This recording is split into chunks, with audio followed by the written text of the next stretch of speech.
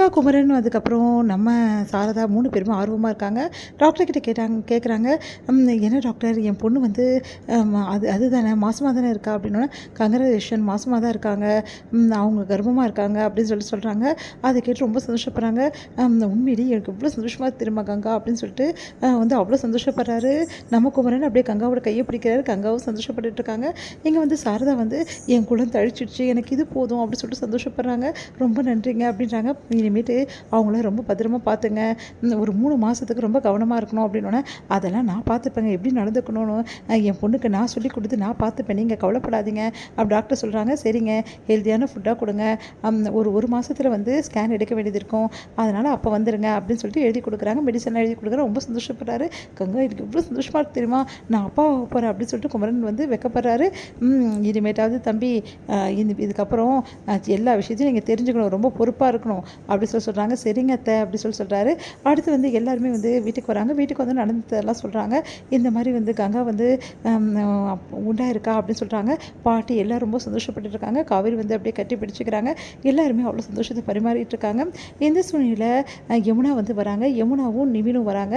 யமுனா வந்து ஓடி வந்து அவங்க அக்காவை கட்டி பிடிச்சிட்டாங்க. "அக்கா எனக்கு இவ்வளோ சந்தோஷமாக தெரியுமா? ஒரு குட்டி பாப்பா நம்ம வீட்டுக்கு வரப்போகுது. அதுவும் என்னை சித்தின்னு கூப்பிட போகுது. என்னையும் தான் சித்தின்னு கூப்பிடும்." அப்படின்னு சொல்லிட்டு, "சித்தி அப்படின்னு கூப்பிடும்." அப்படின்னு சொல்லிட்டு நர்மதா ஓடி வராங்க. "ஆமாடி ஆமாடி எல்லாரையும் சித்தின்னு கூப்பிட போகுது." அப்படின்னு சொல்லிட்டு அவ்வளோ சந்தோஷப்பட்டுட்டு இருக்காங்க. "இங்கே பாரு வந்து காவேரி, இதுக்கப்புறம் அவள் எந்த வேலையும் செய்யக்கூடாது. ஒரு 3 மாதத்துக்கு கவனமாக தான் இருக்கும். அதே மாதிரி அவளுக்கு சமையல் செஞ்சால் கூட ஆகாது. அதனால் சமையல் பக்கம் அவள் வரவே முடியாது. புரியுதா உனக்கு? அதனால் நீ தான் ஒத்தாசையாக கூட மாட இருக்கணும். எல்லா வேலையும் நீ தான் செய்யணும். அவள் செய்கிற மொத்த வேலையும் இனிமேட்டு உன்னோட பொறுப்பு." அப்படின்னு சொல்லிட்டு காவேரி கிட்ட சொல்கிறாங்க. காவேரி சரிம்மா அப்படின்றாங்க. இதை பார்த்து வந்து நிவினுக்கு ரொம்ப மனசு கஷ்டமாக இருக்குது. அப்படி பார்த்துட்டே இருக்காரு. அடுத்து வந்து, "இங்கே பாருடி, எல்லாமே எப்படி கிடக்குது பாரு, வீடெல்லாம் போயிட்டு ஏறக்கட்டு. எல்லாம் செய்யக்கூடாது." "இல்லைம்மா நானே எல்லாம் பண்ணி." "அதெல்லாம் ஒன்றும் வேணாடி, நீ வெயிட்டான பொருளெல்லாம் தூக்கக்கூடாது புரியுதா?" அப்படின்னு சொல்லிட்டு அவங்க அம்மா கூட்டிகிட்டு போகிறாங்க.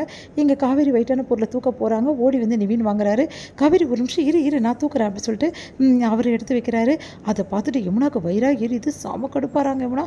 அப்படியே பார்த்து டென்ஷனாக வராங்க. உடனே வந்து, "பரவாயில்ல நிவின் நான் எடுக்கிறேன். இங்கே பாரு, உனக்கும் அவங்க சொல்லிட்டு போனது தான், நீயும் வெயிட் தூக்கக்கூடாது தெரியுமா தெரியாது." அப்படின்றாரு. "சாரி நிவின்." அப்படின்னோடனே, "ரொம்ப கவனமாக இரு புரியுதா?" அப்படின்னு சொல்லிட்டு அவரே எடுத்து வைக்கிறாரு.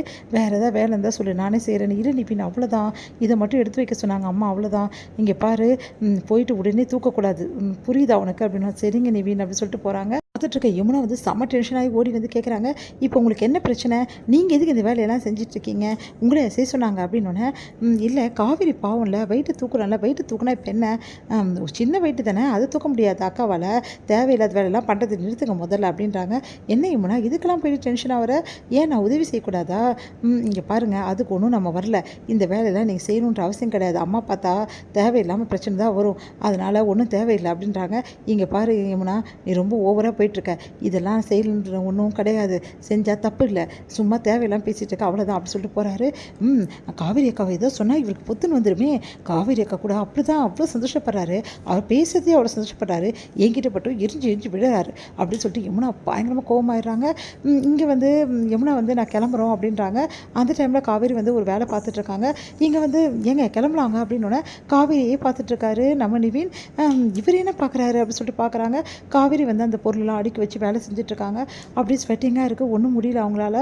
சமையல் கட்டில் நின்றுட்டுருக்காங்க. அதெல்லாம் பார்க்கும்போது நிவின் செமக்கு டென்ஷன் ஆயிடுறாரு. காவேரி எதுக்கு இந்த வேலையை இழுத்து போட்டு செஞ்சுட்ருக்கா? இது நல்லது இல்லையே அப்படின்னு சொல்லிட்டு நிவின் யோசிச்சுட்டு இருக்காரு. இதை பார்க்குற இவங்களாம் செமையாக டென்ஷனாகி பார்க்குறாங்க.